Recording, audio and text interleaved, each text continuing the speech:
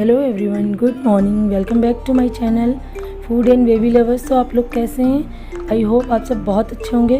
वट सावित्री व्रत की आप सभी को बहुत ढेर सारी शुभकामनाएं। तो आज की सुबह हुई है यहाँ पे प्रसाद बनाते हुए। तो मैं प्रसाद में बना रही हूँ मीठे भजिए, या जिन्हें हम लोग गुलगुले बोलते हैं, और साथ में बनाऊँगी पूड़ी। तो चलिए पहले प्रसाद बना लेते हैं, फिर करते हैं पूजा की तैयारी।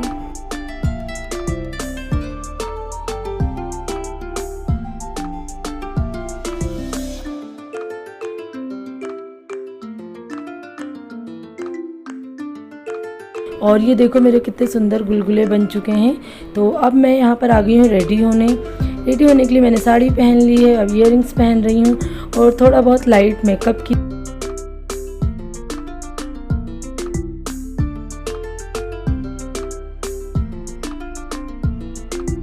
वैसे तो मेरा मन ये था कि मैं बाहर जाऊं और वट वृक्ष की वहाँ पर जाके पूजा करूं इस बार, क्योंकि क्या हो रहा है ना, 2 सालों से ना मुझे घर पे ही पूजा करनी पड़ रही है। एक तो लॉकडाउन है और ये सब चीज़ें, मतलब लास्ट टाइम तो लॉकडाउन था इसलिए नहीं जा पाई बाहर।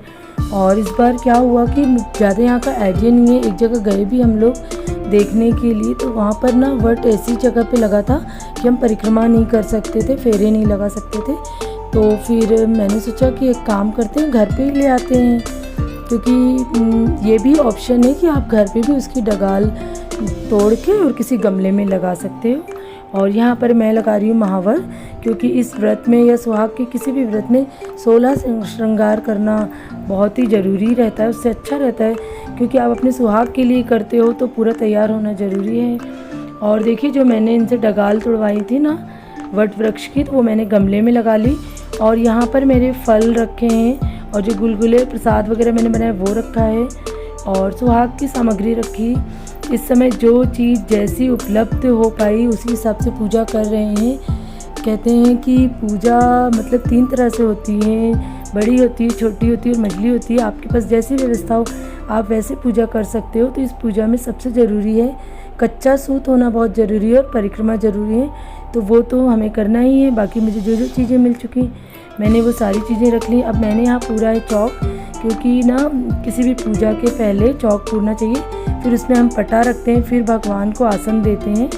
तो यहाँ पर मैंने रखी थाली उस गमले के नीचे, क्योंकि ना अगर हम उस पर जल डालेंगे गमले में और बाई चांस जल नीचे आ जाएगा, तो फिर मैंने इसलिए थाली नीचे रखी है।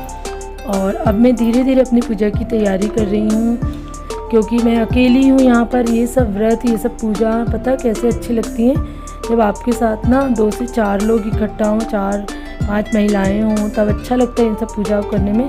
बट कोई बात नहीं, जैसा समय होता है उस हिसाब से सब मैनेज हो जाता है। मैं यहाँ अकेली हूँ तो सब अकेले कर रही हूँ। तो सबसे पहले मैंने मंदिर में जो शंकर भगवान है, जो शिवलिंग है हमारे मंदिर में, मैंने उसमें जल चढ़ाया, क्योंकि ना सबसे पहले उनसे ही पूजा शुरू करी है। फिर यहाँ गणेश जी मैंने सुपारी के बनाए हैं, तो सबसे पहले उनकी पूजा कर रही हूँ। दिया प्रज्वलित कर लिया है, और ये कच्चा सूत रखा है मेरे पास, नारियल वगैरह थी, फल थे, जो सब रखा है, जल है। और पहले गणेश जी को भोग लगा दें, उनकी पूजा कर ले, फिर वट वृक्ष की पूजा करते हैं। और मैं यहाँ चढ़ा रही हूँ जनेऊ। जनेऊ में थोड़ी हल्दी लगा लेंगे, क्योंकि ना गणेश जी को कोरा जनेऊ नहीं चढ़ाते हैं, उसमें हल्दी लगा के ही चढ़ाना चाहिए। फिर उसके बाद चढ़ा रही हूँ मैं इसमें कलेवा, मतलब कि उनको हम ये कपड़े के रूप में, जैसे हम कपड़े पहनते हैं नहाने धोने के बाद, तो वैसे ही मैं भगवान को भी कपड़े पहना रही हूँ। एंड इस व्रत में हम पूजा करते हैं वट वृक्ष की, क्योंकि जो वट वृक्ष है उसमें कहते हैं ब्रह्मा विष्णु महेश तीनों भगवानों का वास होता है, और सभी भगवानों का वास होता है। और जो वट वृक्ष होता है वो दीर्घायु होता है, इसीलिए हम सुहाग के लिए इसी वृक्ष की पूजा करते हैं। कई जगह तो ये भी कहा गया है कि अगर बाई चांस आपको वट वृक्ष नहीं मिल पाए तो आप तुलसी के भी उसकी पूजा कर सकते हो, उसकी भी फेरी लगा सकते हो। तो ये व्रत है हम सत्यवान और माता सावित्री के लिए करते हैं। जैसे कि आपको पता ही है कि माता सत्यवान के प्राण यमराज ने जब हर लिए थे, तो माता सावित्री ने क्या किया था कि वट वृक्ष के नीचे उनका शव रख दिया था, और वट वृक्ष से ये विनती करी थी कि आप इनकी रक्षा करें, किसी प्रकार का कोई जीव जंतु आके इसको क्षति ना पहुँचाए। और 3 दिन तक वो यमराज के पीछे, मतलब बहुत दिनों तक रहीं, 3 दिन तक उनसे विनती करती रहीं कि आप मेरे पति के प्राण मुझे वापस कर दें। तो यमराज ने उनके प्राण वापस कर दिए थे। तो बस इसी उससे हम भी ये व्रत करते हैं और अपने अपने पतियों की स्वस्थ रहने की कामना करते हैं, दीर्घायु रहने की कामना करते हैं। यहाँ पर मैं चढ़ा रही हूँ सारा सुहाग। सुहाग चढ़ाने के बाद मैं ले रही हूँ इसमें चने। इसमें चने बहुत ही इम्पोर्टेंट रहते हैं, क्योंकि जब हम फेरी लगाएंगे तो फेरी लगाते समय ना, जब हम कच्चे सूत की फेरी लगाएंगे तो हम एक एक चना भी चढ़ाते जाएंगे। आप 12 परिक्रमा लगा सकते हो या 7 लगा सकते हो। तो यहाँ पर मैंने पहले 12 चने करके चढ़ाए हैं पूड़ी में, चने और जो गुलगुले बनाए थे वो, और उसका नारियल की कर रही हूँ पूजा। मुझे जो थोड़ी बहुत पूजा आती वो सब मैं कर रही हूँ और आप लोगों के साथ शेयर कर रही हूँ। तो अगर इसमें मुझसे कोई गलती हो जाए तो उसके लिए सॉरी। और हाँ, इसमें व्रत नहीं रखते हैं, मैंने अभी बीच में 1-2 बार बोल दिया कि मैं व्रत रख रही हूँ। तो इसमें क्या करते हैं, वैसे भी हमारे यहाँ अमावस्या का व्रत नहीं होता है, तो जब तक आप पूजा नहीं कर लो, जब तक निर्जला रहते हैं, चाय पानी कुछ नहीं लेते हैं। और ये आयु भी मेरे साथ बैठे हैं, मतलब इनको इतना मज़ा आ रहा है कि मम्मा क्या कर रही है, लेकिन टचवुड इसने बिल्कुल डिस्टर्ब नहीं किया। पूरे टाइम मेरे पास बैठा रहा और पूजा देखता रहा कि मम्मा कैसे पूजा कर रही हैं। तो यहाँ मेरी हो गई पूरी पूजा, मैंने पूरा सुहाग वगैरह सब अच्छे से चढ़ा दिया है। और उसके बाद मैं करूँगी परिक्रमा। तो परिक्रमा करते समय ना हमें सूत में गठान नहीं बांधनी रहती है, ऐसे ही किसी एक डगाल में थोड़ा सा उसको लपेट के और फिर 12 परिक्रमा करते जाना है, एक एक चना चढ़ाते जाना है। और साइड में कर रहे हैं मेरे भतीजे पूजा। तो थोड़ा सा ना क्या जगह भी छोटा वृक्ष है, तो बिल्कुल सीधे खड़े होकर भी नहीं लगाते बन रही है, फेरी में झुक के ही लगा रही हूँ। तो ये मुझसे कह रहे थे तुम तो बैठे बैठे भी लगा सकती हो, पर मैंने कहा ऐसा नहीं होता है, जो नियम होते हैं वो हमें पूरे फॉलो करने रहते हैं, नहीं तो कोई मतलब नहीं है करने का। और जब ये हमारी पूरा परिक्रमा हो जाएगा तो उसके बाद भी हमें इसे कच्चे सूत को तोड़ना नहीं है। मैंने जब फर्स्ट टाइम करा था ना, तो मुझे कुछ आइडिया नहीं था, तो मैंने क्या किया था, इसको तोड़ लिया था। फिर जिन्होंने मुझे शुरुआत करवाई थी, रेखा दीदी, मेरी जो छोटी जेठानी है ना, उनकी सिस्टर है, उन्होंने शुरुआत करवाई थी, बहुत अच्छे से शुरुआत करवाई थी। और मुझे इतना अच्छा लगता है, मुझे हमेशा इस व्रत के समय उनकी याद आती है, क्योंकि अभी हम यहाँ पर हैं और वो दूर हैं, तो हम लोग एक साथ मिलकर पूजा नहीं कर पाते हैं। बाकी मेरी शुरुआत उन्होंने करवाई थी, तो मुझे हमेशा इस व्रत में ना उनकी बहुत याद आती है। तो अब देखो यहाँ पे जब परिक्रमा हो जाएंगे ना, तो इसको तोड़ना नहीं, इसको वापस वैसे ही लगा देना है। और अगर आपके पास कच्चा सूत नहीं है तो आप जो धागे की रील आती है, पीले धागे की सिलाई वाली रील, उससे भी लगा सकते हो या मौली से लगा सकते हो, जैसी व्यवस्था हो वैसे कर सकते हैं। सो अब आरती होने के बाद और यहाँ पर मैं लूँगी प्रसाद, मतलब प्रसाद नहीं सॉरी, व्रत जब जो पूजा है वो समापन के लिए हम सबसे पहले 12 चने निकलेंगे जल से, और जो इसकी कोपल होती है ऊपर ना हल्की सी कली जैसी रहती है इसमें वट वृक्ष में, तो उसे निकाल के, उसको निकलने के बाद ही कहते हैं जितनी देर तक का जो भी आपने व्रत रखा है पूजा से पहले, तभी आपकी पूजा संपूर्ण और पूर्ण मानी जाएगी। और अब यहाँ पर पूरी पूजा हो जाने के बाद मैं लूँगी यहाँ पर सुहाग। तो सुहाग लेने के लिए पहले सिंदूर हमें वट वृक्ष में लगाना है और फिर उसके बाद अपने बिंदी के नीचे और मांग में लगाना है। तो ये आप 7 बार 5 बार ऐसे कर सकते हो मतलब। तो वैसे तो सिंदूर जो सुहाग लिया जाता है ना, आंचल में थोड़ा सा लगा के फिर लिया जाता है, लेकिन ना मैंने थोड़ा एक बार तो आंचल में कर लिया था, फिर इसका इतना मोटा था कि बन ही नहीं रहा था, तो मैंने हाथ से कर लिया था।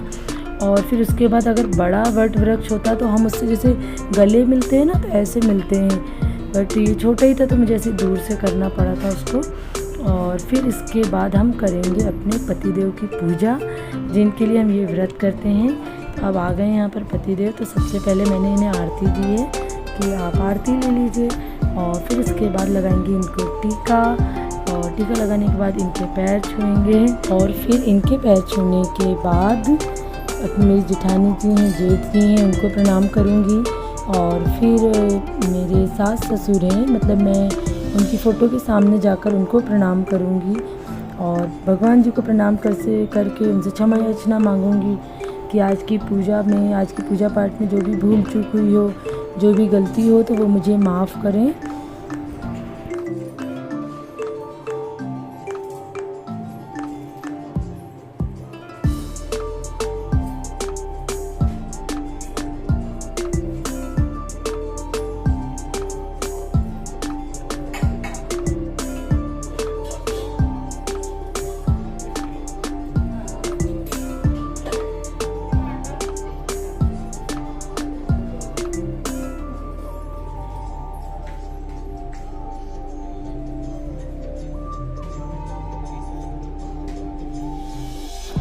सो फ्रेंड्स, यहाँ पूजा हो गई है कंप्लीट।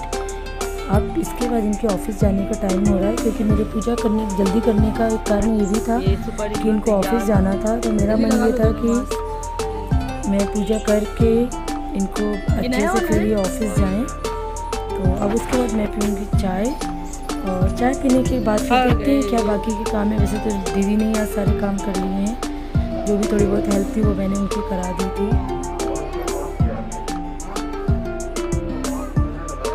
कितनी अकल है, दादा मोटा एरोप्लेन है, उसको हल्के में लिया ना, उसके पापा को दिया है।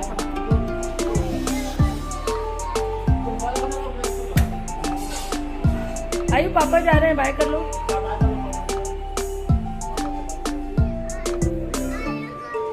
यहीं खड़े होके बाय करना है। रुको रुको रुको, यहीं देखो, तुरंत बाहर जाना है। पापा भी आ गए, पापा भी आ गए।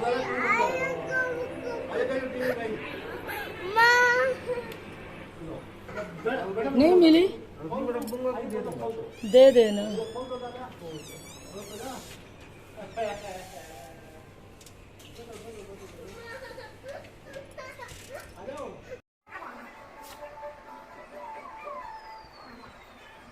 सो फ्रेंड्स, वट सावित्री की पूजा हो गई, और ये पूजा मैंने कर ली थी करीब 10:30 बजे, क्योंकि क्या ना, इनको भी ऑफिस जाना था और मेरा मन ये था कि जब कहीं बाहर जाना नहीं है, घर में ही पूजा करनी है, तो एक काम करते हैं, जल्दी पूजा कर लेते हैं।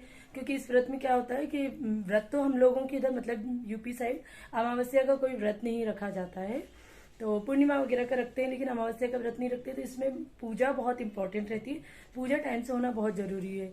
तो मैंने क्या करा था, इसमें सुबह ही अपना नहा धो के बाकी जो छोटे मोटे किचन के काम थे वो सब मैंने कर लिए थे, और खाना वगैरह बनाने का काम दीदी ने किया था।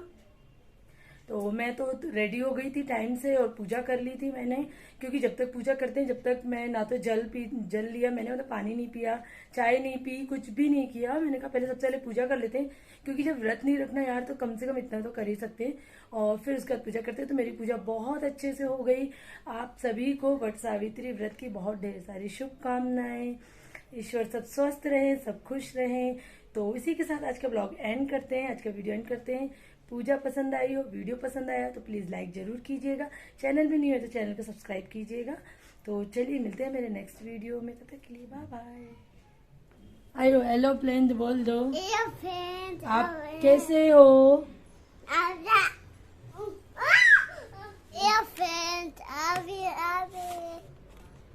और क्या बोलना है? अच्छा, नाना जी को हैप्पी बर्थडे बोल दो। हैप्पी बर्थडे नाना जी। नाना जी हैप्पी बर्थडे। पूछो नाना जी।